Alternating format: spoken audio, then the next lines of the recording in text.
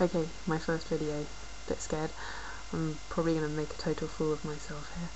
I've got a little cat because I thought it was cute, and it reminds me of my cat, so it's my lucky mascot for my first video. Okay, so I'm going to read you an explanation of why I'm doing this video, and hopefully I'll get better at it as I go along, but I'm feeling very camera shy at the moment.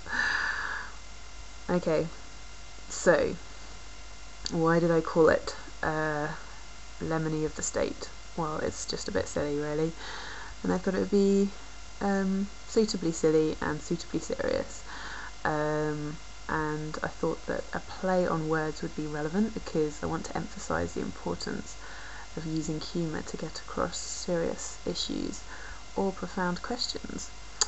I think that the powers that be have been very clever in how they have for decades now been using human psychology to their advantage, tapping into what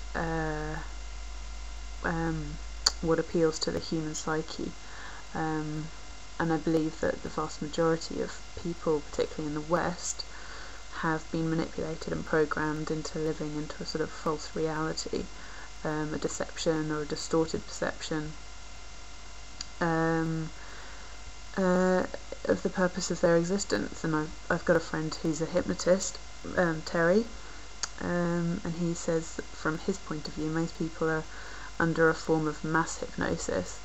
I think he's not too far wrong there. Anyway, that's why I think it's exceptionally hard to jolt a sleepwalker out of their trance.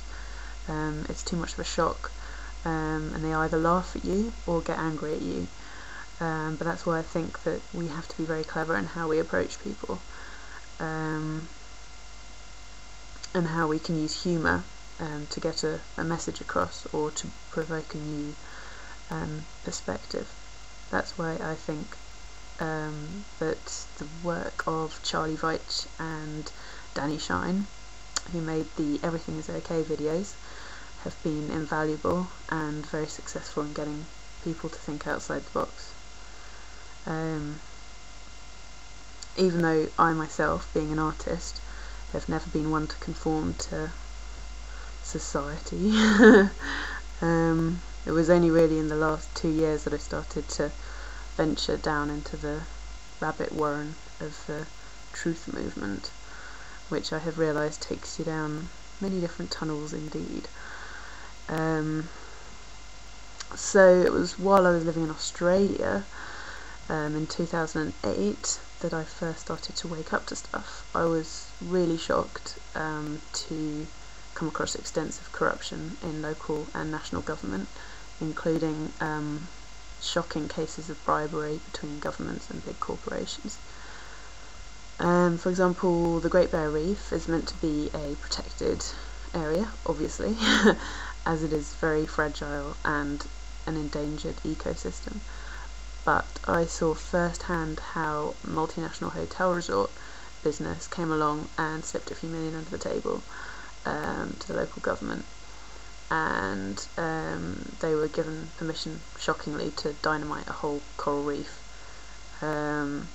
concrete over it, build a massive ugly concrete resort that resembled a jail more than a hotel. And some of the builders even admitted that they'd used lead-based, i.e. poisonous emulsion, to paint the exterior, with any surface runoff going straight into the local ecosystem and poisoning the wildlife. That was just one example of their disregard for both the law and the natural environment. This has got nothing to do with the whole climate change issue, that's a whole separate issue. This has just got to do with big corporations being allowed to bribe councils with millions of dollars just so that they can turn a blind eye to their law breaking and environmental destruction. Meanwhile, the small businesses are screwed over by bureaucratic red tape and overzealous council officials, as we know. And I even had some written correspondence with local council officials who brazenly admitted to me that was the situation, and they just admitted it as if it was par for the course. So that got me thinking that perhaps this was just the tip of the iceberg. And back home in the UK, after 18 months living abroad, I noticed the fast encroaching police state, the bureaucratic insanity, the monumental gulf between the political elite and the citizens, the failing public services such as education, hospitals, how most kids seem to leave school totally illiterate and unprepared for the wider world. Hospitals, or at least the ones that I've been to, are filthy and chaotic after a couple of near misses as a result of GPs' ineptitude. My motto is now never trust a doctor. Not in the UK at least. Maybe in India. I was also quite shocked when I got back to England at the extensive culture of consumerism and how materialism is practically now religion, with shopping malls and the temples of consumerism. I also noticed the media seemed saturated with nonsense, superficiality and celebrity obsession, going from one extreme to the other, either demonising celebrities or worshipping them.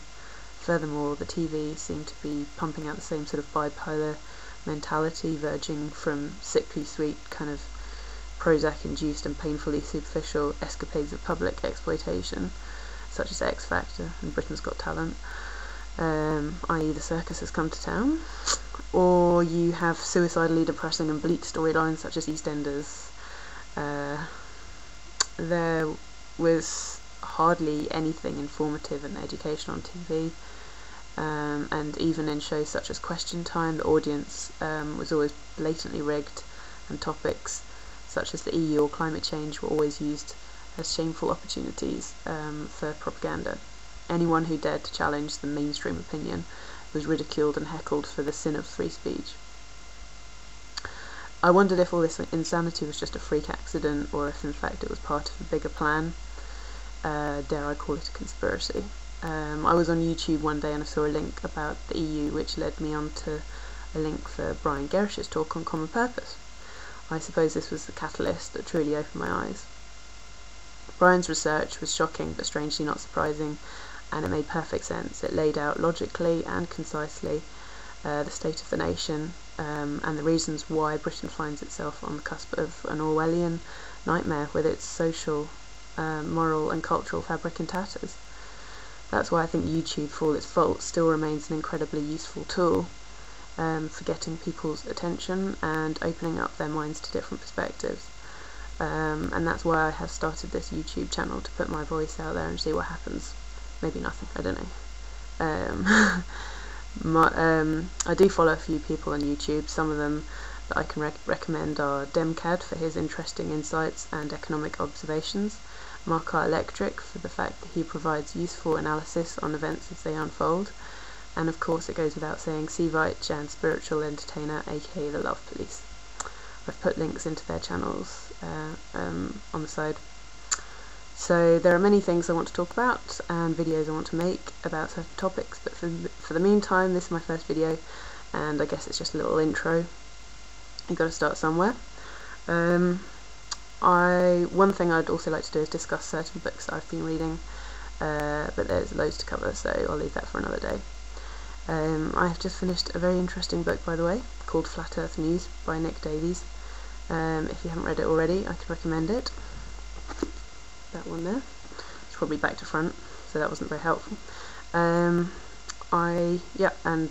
That's sort of called An Award-Winning Reporter Exposes Falsehood, Distortion and Propaganda in the Global Media, which is probably a good starting point, very useful.